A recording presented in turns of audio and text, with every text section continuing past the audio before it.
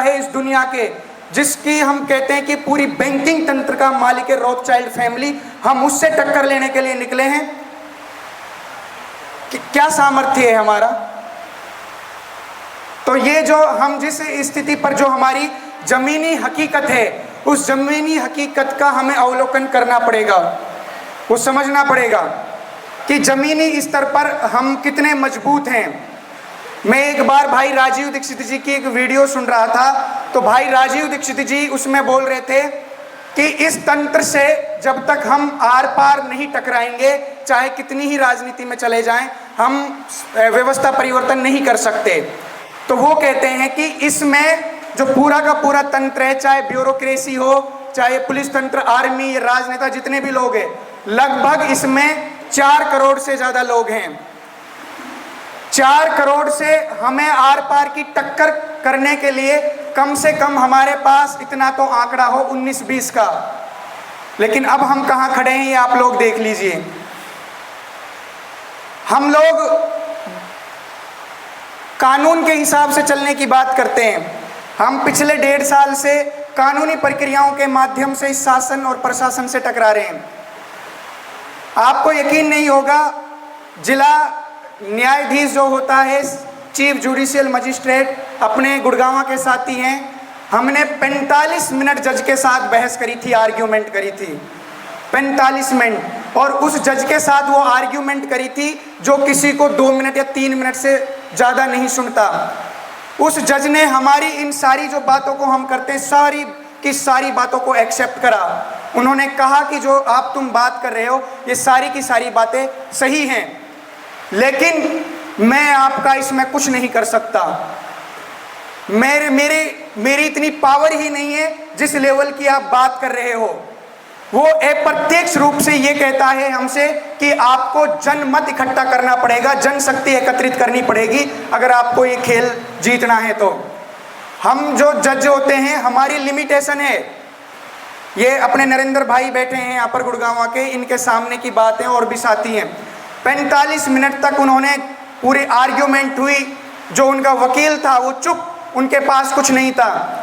तो उस मजिस्ट्रेट ने हमको 25 दिन का टाइम दिया जानबूझकर। 25 दिन के बाद फिर दोबारा उन्होंने 2 महीने की तारीख दी हमको। मतलब उसकी हिम्मत नहीं हो रही थी कि जिस प्रॉपर्टी का हम लोगों ने लॉक तोड़ा था कि उस पर रिपोजिशन के ऑर्डर कर दें। रिपोजिशन के वो ऑर्डर ही नहीं कर पाए। इत्तेफाक से हुआ क्या कि वो जज चेंज हुआ, दूसरा जज आया। आते ही बैंक वालों के साथ क्या हुआ, क्योंकि हमारे पास तो इतने पैसे नहीं है, बैंक को तो केवल और केवल नंबर ट्रांसफर करने होते हैं, वो कितने भी दे सकता है। तो उन्होंने 15 मई को ऑर्डर कर दिए जिस प्रॉपर्टी के। ऑर्डर करने के बाद क्या होता है, 18 जून जो गई है, इसको पोजीशन होना था। रिसीवर से हमने बात करी थी, अनूपगढ़ में थे हम ट्रेनिंग में। रिसीवर से बात कर कर हमने ये कहा कि जैसे चाहे इस पोजीशन को रुकवा दे। तो वो रिसीवर ये बोलता है कि अगर आप लोगों के पास अगर जनमत है तो इस सीजीएम की भी औकात नहीं कि आप लोगों के खिलाफ कुछ कर जाए। उसने जो रिपोजिशन के ऑर्डर करे थे वो पूरे के पूरे गलत थे। अब जब ये सारी बातें हम बीच में करते हैं प्रशासन के भी कि आप लोग जो यहाँ पर आ रहे हो पोजीशन लेने के लिए, कुछ भी करने के लिए, ये पूरी तरीके से गैर कानूनी है, आप आ नहीं सकते, लेकिन वो फिर भी घसीटते हुए घरों में से लोगों को निकालते हैं। मेरा यहाँ इस बात को बताने का अभिप्राय केवल और केवल इतना है कि हम कितनी ही प्रक्रियाओं को फॉलो कर लें, कुछ भी कर लें, जब तक हमारे पास जनशक्ति नहीं होगी और जन सामर्थ्य नहीं होगा, आप चाहे कितनी भी सत्ता में चले जाओ, कि कोई सी भी पार्टी में चले जाओ। लाल बहादुर शास्त्री जी का क्या क्या था आप लोगों को नहीं पता, भाई राजीव दीक्षित जी का क्या क्या था आप लोगों को नहीं पता। क्या कर लोगे आप लोग। मैं आपको जब राजा का उदाहरण दे रहा था कि जब राजा अगर किसी के ऊपर कब्जा करना चाहता था तो उसकी पूरी की पूरी जो पलटन थी, उस सेना थी, उन सबको ध्वस्त करके उस साम्राज्य पर अपना झंडा गाड़ देता था। तो इसी प्रकार से हम लोगों को इस व्यवस्था से आर पार टकराना होगा। जब तक हम लोग इस व्यवस्था से आर पार टकराने के लिए तैयार नहीं होते हैं, हमें अपना सामर्थ्य जुटाना पड़ेगा, हमें ताकतवर बनना पड़ेगा। आज भारत के अंदर 30 करोड़ से ज्यादा गाय हैं, 30 करोड़ लगभग गाय बची हुई हैं भारत के अंदर लगभग। और कितनी संख्या है हम लोगों की, हिंदुओं की भारत के अंदर 100 करोड़ मान लेते हैं। अगर एक एक व्यक्ति भी अगर एक एक गाय को रखे तो गाय कत्ल खाने में पहुंचेगी ही नहीं। क्या पहुंच सकती है? जितने भी लोग गाय को बचाने की बात करते हैं, दुर्भाग्य देखिए उनके घर में स्वयं ही गाय नहीं है। जो लोग समाज को बचाने की बात करते हैं, उन लोगों को यही नहीं पता कि समाज को बर्बाद करने के लिए कैसे कैसे न्याय प्रणाली, नए कानून बनाए जा रहे हैं, और वो फिर भी इन पार्टियों के भक्त बने बैठे हैं। तो साथियों, मैं तो आप लोगों से यही कह रहा था कि हम लोग जब यहाँ पर एक व्यवस्था परिवर्तन की मुहिम को लेकर निकले हुए हैं, क्यों ना हम एक दृढ़ संकल्प लें, और दृढ़ संकल्प एक ऐसा लें, हम तब तक रुकेंगे नहीं जब तक उन शहीदों का वो सपना पूरा नहीं होगा। ना हम किसी से समझौता करेंगे, हमारा केवल और केवल एक ही लक्ष्य होना चाहिए, व्यवस्था परिवर्तन। जो हमारी सभ्यता और संस्कृति जो मिटा दी है, अपनी उसी सनातन संस्कृति को फिर से स्थापित करके हम लोग एक झंडे के नीचे चलें। और अभी तक क्या हुआ है आप लोगों को पता होगा, करा क्या गया अभी तक शहादतें ही होती आई हैं, लोग मार दिए जाते हैं, मैनेज कर दिए जाते हैं, लेकिन आप गिने चुने लोग हो। आप लोग एक दृढ़ संकल्प लीजिए उन शहीदों के प्रति, जिन शहीदों की ना तो ये राजनेता बात करते, ना ये आज जो आपके नेता बने हुए हैं समाज के नेतृत्व कर रहे हैं, ना जो वो बात करते, उनकी संवेदना और उनकी कुर्बानियों की सार्थकता के लिए आप एक दृढ़ संकल्प लीजिए। मेरे भाई, अगर आप समझोगे बंधुओं, अगर गुलामी की आपको अगर देखनी हो तो आप उस राम प्रसाद बिस्मिल को पढ़िए। अगर गुलामी की सही परिभाषा आपको जाननी हो तो आप भगत सिंह को पढ़िए। गुलामी कह देना कोई आसान नहीं होता। अगर गुलामी, अगर आप लोगों को वास्तविकता ही अगर आपको गुलामी की देखनी है तो उन क्रांतिकारियों का वो दर्द यातना जो उन्होंने सही इस राष्ट्र को स्वतंत्र कराने के लिए, उसको एक बार आप जरूर पढ़ के तो देखिए। अगर आप उनको पढ़ोगे तो आपके अंदर जो ये भ्रम और आपके मन में जो अहम और बहम पल रहे हैं, तो मैं ये समझता हूं वो सारे के सारे खत्म हो जाएंगे। कितनी बड़े, और एक और बात, कितने बड़े दुर्भाग्य की बात है, जिसने भगत सिंह के साथ असेंबली हॉल में बम फेंका था, बटकेश्वर दत्त। उस बटकेश्वर दत्त ये कहते थे जब उनकी अंतिम सांसें निकल रही थी, मेरा बड़ा दुर्भाग्य है कि मैं अपने उन शहीदों के साथ फांसी पर क्यों नहीं चढ़ गया। अगर वो शहीद कहीं से देख रहे होंगे कि हम किन कीड़े मकोड़ों के लिए मर गए तो उनको बड़ा दुख होता होगा। बड़ा दुर्भाग्य देखिए, उस बटकेश्वर दत्त को इस देश के अंदर आजीविका चलाने के लिए एक ड्राइविंग का लाइसेंस भी नहीं बनाया गया। उसको वो अपनी एम्स की दहलीज पर अपना एड़ियां रगड़ते हुए मर गए। शहीदों के साथ ऐसा करा गया इस देश के अंदर। दूसरा, राम प्रसाद बिस्मिल, उसकी आजादी के बाद उसकी बहन से बर्तन तक मंजवाए हैं हम लोगों ने। तो मैं आप लोगों को जो ये बता रहा हूं, मेरा बताने का केवल मतलब यही है कि आप लोग इन सारी बातों को समझिए, और जो आप लोग अलग अलग दौड़ रहे हो, एक विचार, एक मत और एक झंडे के नीचे लगते हुए निकलिए और समाज को जागृत कीजिए। जब तक आप सामर्थ्य और ताकतवर नहीं बनोगे, जनशक्ति इकट्ठा नहीं करोगे, कितने ही आप इसके अंदर चले जाइए, चुनावों के अंदर चले जाओ, किसी भी पार्टी के अंदर चले जाओ, आप परिवर्तन नहीं कर पाओगे। इसके उदाहरण आपको अनेक हैं। लाल बहादुर शास्त्री का उदाहरण आपके सामने है, भाई राजीव दीक्षित जी का उदाहरण आप लोग ट्रेंड लोग हो, जो इतने लोगों में से ट्रेनिंगों के बावजूद एक एक छटनी करके निकाले हुए।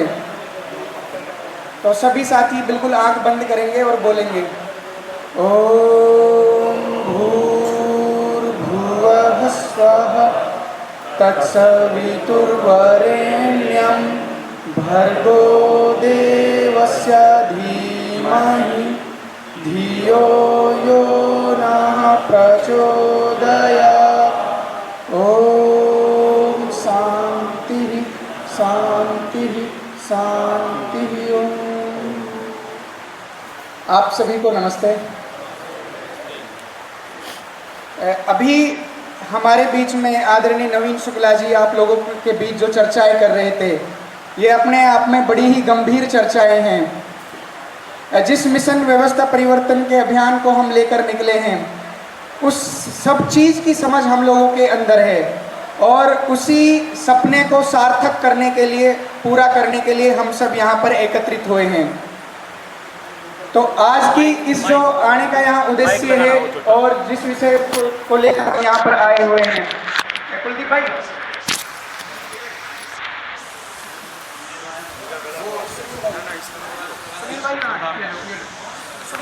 सरदार का। तो आप सभी साथियों को ये पता होगा कि जब से भारत आजाद हुआ है,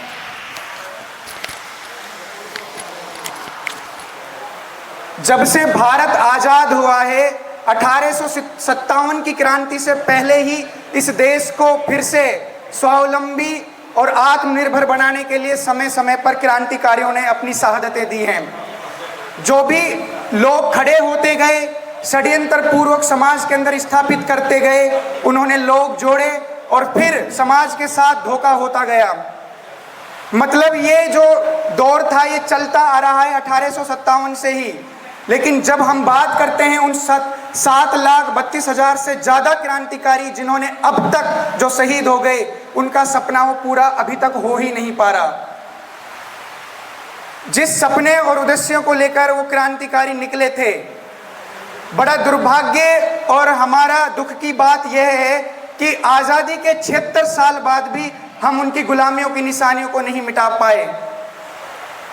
हम हर साल 15 अगस्त और गणतंत्र दिवस हम बात तो करते हैं कि शहीदों की चिताओं पर हर वर्ष लगेंगे मेले और वतन पर मर मिटने वालों का यही बाकी निशान होगा।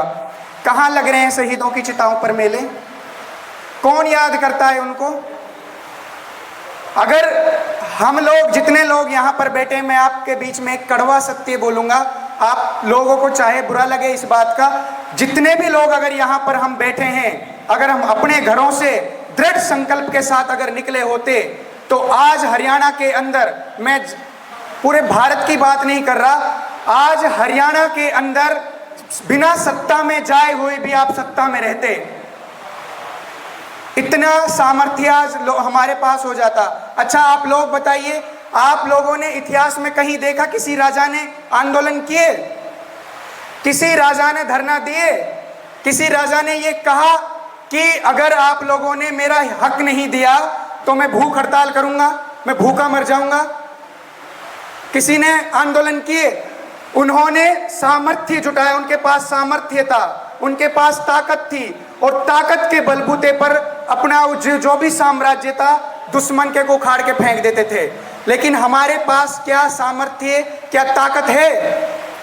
हम लोग बात करते हैं नरेंद्र मोदी को जड़ से उखाड़ने की और हमारी हैसियत नहीं है गली के कुत्ते को भी मारने की। बड़ी शर्म और लज्जा की बात यह है कि हम जो दुनिया के सबसे बड़े बेताज बादशाह है, जो सबसे बड़े बेताज बादशाह है इस दुनिया के, जिसकी हम कहते हैं कि पूरी बैंकिंग तंत्र का मालिक है रॉथस्चाइल्ड फैमिली, हम उससे टक्कर लेने के लिए निकले हैं। कि क्या सामर्थ्य है हमारा? तो ये जो हम जिस स्थिति पर, जो हमारी जमीनी हकीकत है, उस जमीनी हकीकत का हमें अवलोकन करना पड़ेगा, वो समझना पड़ेगा कि जमीनी स्तर पर हम कितने मजबूत हैं। मैं एक बार भाई राजीव दीक्षित जी की एक वीडियो सुन रहा था, तो भाई राजीव दीक्षित जी उसमें बोल रहे थे कि इस तंत्र से जब तक हम आर पार नहीं टकराएंगे, चाहे कितनी ही राजनीति में चले जाएं, हम व्यवस्था परिवर्तन नहीं कर सकते। तो वो कहते हैं कि इसमें जो पूरा का पूरा तंत्र है, चाहे ब्यूरोक्रेसी हो, चाहे पुलिस तंत्र, आर्मी, राजनेता, जितने भी लोग हैं, लगभग इसमें 4 करोड़ से ज़्यादा लोग हैं। 4 करोड़ से हमें आर पार की टक्कर करने के लिए कम से कम हमारे पास इतना तो आंकड़ा हो 19-20 का। लेकिन अब हम कहाँ खड़े हैं ये आप लोग देख लीजिए। हम लोग कानून के हिसाब से चलने की बात करते हैं। हम पिछले 1.5 साल से कानूनी प्रक्रियाओं के माध्यम से इस शासन और प्रशासन से टकरा रहे हैं। आपको यकीन नहीं होगा, जिला न्यायाधीश जो होता है, चीफ जुडिशियल मजिस्ट्रेट, अपने गुड़गांव के साथी हैं। हमने 45 मिनट जज के साथ बहस करी थी, आर्ग्यूमेंट करी थी 45 मिनट, और उस जज के साथ वो आर्ग्यूमेंट करी थी जो किसी को 2 मिनट या 3 मिनट से ज़्यादा नहीं सुनता। उस जज ने हमारी इन सारी जो बातों को हम करते हैं, सारी की सारी बातों को एक्सेप्ट करा। उन्होंने कहा कि जो आप तुम बात कर रहे हो ये सारी की सारी बातें सही हैं, लेकिन मैं आपका इसमें कुछ नहीं कर सकता।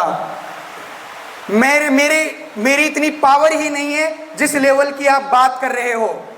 वो अप्रत्यक्ष रूप से ये कहता है हमसे कि आपको जनमत इकट्ठा करना पड़ेगा, जनशक्ति एकत्रित करनी पड़ेगी अगर आपको ये खेल जीतना है। तो हम जो जज होते हैं, हमारी लिमिटेशन है। ये अपने नरेंद्र भाई बैठे हैं यहाँ पर गुड़गांव के, इनके सामने की बातें और भी साथी हैं। 45 मिनट तक उन्होंने पूरी आर्ग्यूमेंट हुई। जो उनका वकील था वो चुप, उनके पास कुछ नहीं था। तो उस मजिस्ट्रेट ने हमको 25 दिन का टाइम दिया जानबूझकर। 25 दिन के बाद फिर दोबारा उन्होंने 2 महीने की तारीख दी हमको। मतलब उसकी हिम्मत नहीं हो रही थी कि जिस प्रॉपर्टी का हम लोगों ने लॉक तोड़ा था कि उस पर रिपोजिशन के ऑर्डर कर दें। रिपोजिशन के वो ऑर्डर ही नहीं कर पाए। इत्तेफाक से हुआ क्या कि वो जज चेंज हुआ, दूसरा जज आया। आते ही बैंक वालों के साथ क्या हुआ, क्योंकि हमारे पास तो इतने पैसे नहीं है, बैंक को तो केवल और केवल नंबर ट्रांसफ़र करने होते हैं, वो कितने भी दे सकता है। तो उन्होंने 15 मई को ऑर्डर कर दिए जिस प्रॉपर्टी के। ऑर्डर करने के बाद क्या होता है, 18 जून जो गई है, इसको पोजीशन होना था। रिसीवर से हमने बात करी थी, अनूपगढ़ में थे हम ट्रेनिंग में। रिसीवर से बात कर कर हमने ये कहा कि जैसे चाहे इस पोजीशन को रुकवा दे।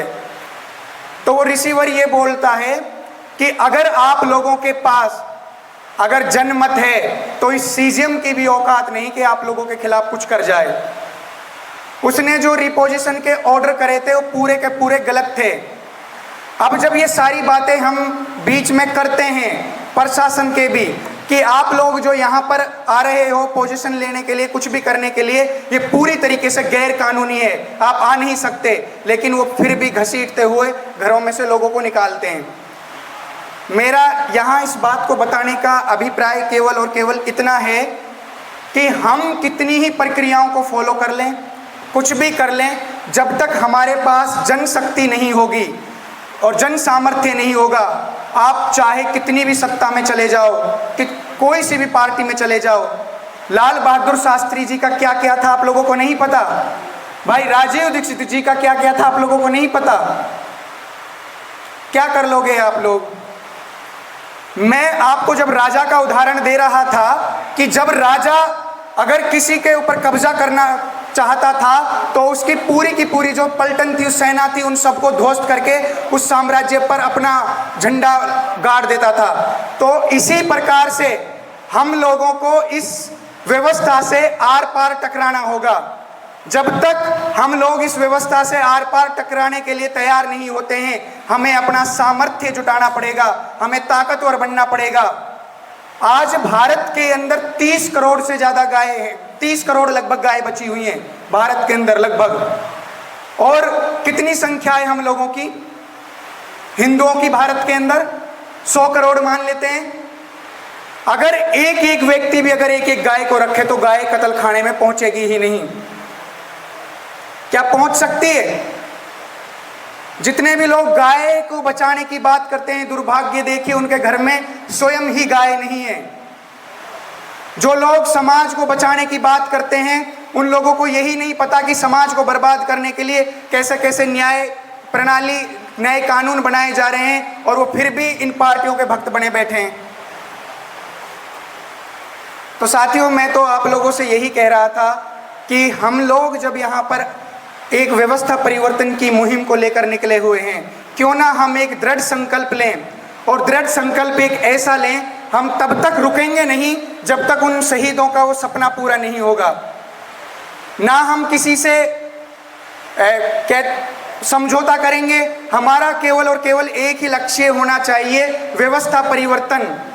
जो हमारी सभ्यता और संस्कृति जो मिटा दी है, अपनी उसी सनातन संस्कृति को फिर से स्थापित करके हम लोग एक झंडे के नीचे चलें।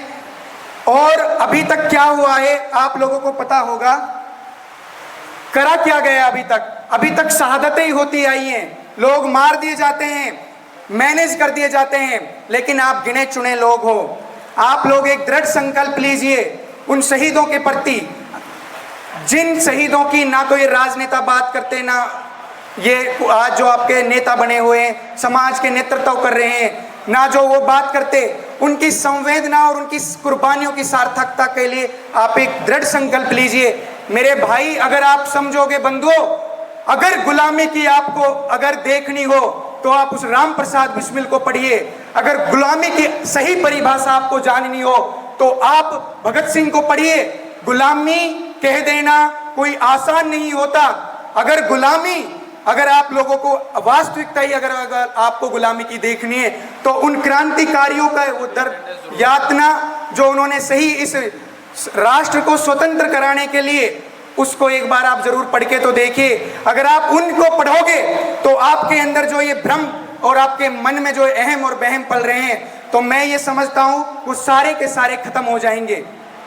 कितनी बड़े, और एक और बात, कितने बड़े दुर्भाग्य की बात है, जिसने भगत सिंह के साथ असेंबली हॉल में बम फेंका था, बटकेश्वर दत्त। उस बटकेश्वर दत्त ये कहते थे जब उनकी अंतिम सांसें निकल रही थी, मेरा बड़ा दुर्भाग्य है कि मैं अपने उन शहीदों के साथ फांसी पर क्यों नहीं चढ़ गया। अगर वो शहीद कहीं से देख रहे होंगे कि हम किन कीड़े मकोड़ों के लिए मर गए तो उनको बड़ा दुख होता होगा। बड़ा दुर्भाग्य देखिए, उस बटकेश्वर दत्त को इस देश के अंदर आजीविका चलाने के लिए एक ड्राइविंग का लाइसेंस भी नहीं बनाया गया। उसको वो अपनी एम्स की दहलीज पर अपना एडिया रगड़ते हुए मर गए।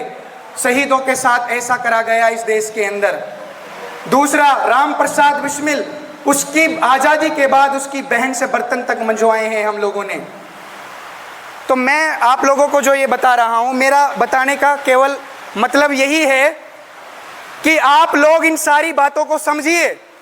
और जो आप लोग अलग अलग दौड़ रहे हो, एक विचार, एक मत और एक झंडे के नीचे लगते हुए निकलिए और समाज को जागृत कीजिए। जब तक आप सामर्थ्य और ताकतवर नहीं बनोगे, जनशक्ति इकट्ठा नहीं करोगे, कितने ही आप इसके अंदर चले जाइए, चुनावों के अंदर चले जाओ, किसी भी पार्टी के अंदर चले जाओ, आप परिवर्तन नहीं कर पाओगे। इसके उदाहरण आपको अनेक हैं। लाल बहादुर शास्त्री का उदाहरण आपके सामने है, भाई राजीव दीक्षित जी का उदाहरण आप। हेलो, अब आ रही है आपको आवाज? हेलो हेलो, इसको देखना जी। Hello hello,